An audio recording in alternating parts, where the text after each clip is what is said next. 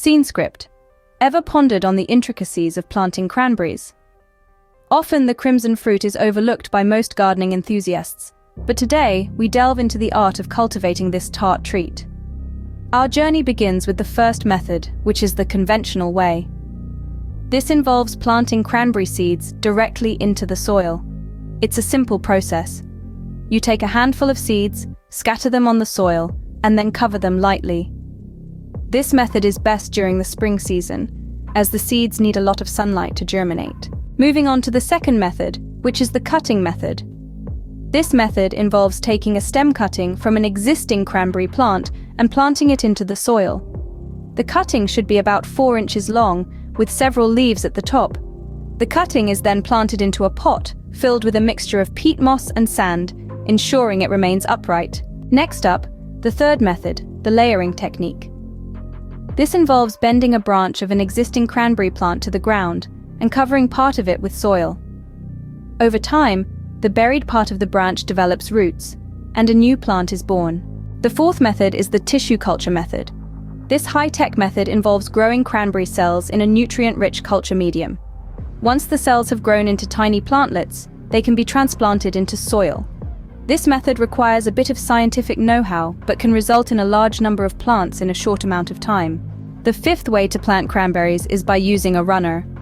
A runner is a long stem that grows out from a cranberry plant's base. It can be cut off and planted in the soil to create a new plant. This method is similar to the cutting method, but uses a different part of the plant. Our sixth method is the division method. This involves taking an existing cranberry plant and dividing it into several smaller plants. Each division should have some roots and shoots. The divisions are then planted separately. The seventh method to plant cranberries is the tuber method. Some cranberry varieties produce tubers, which are swollen parts of the plant's underground stem. These tubers can be cut off and planted to grow new plants.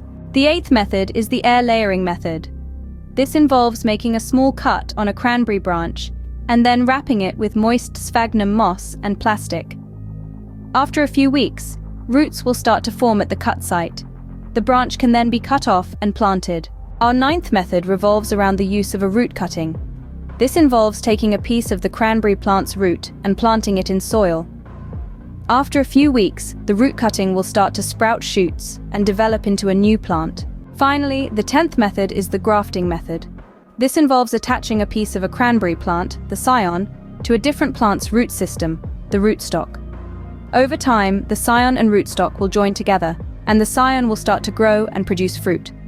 So, to summarize, the 10 ways to plant cranberries are the conventional way, the cutting method, the layering technique, the tissue culture method, using a runner, the division method, the tuber method, the air layering method, the root cutting method, and the grafting method.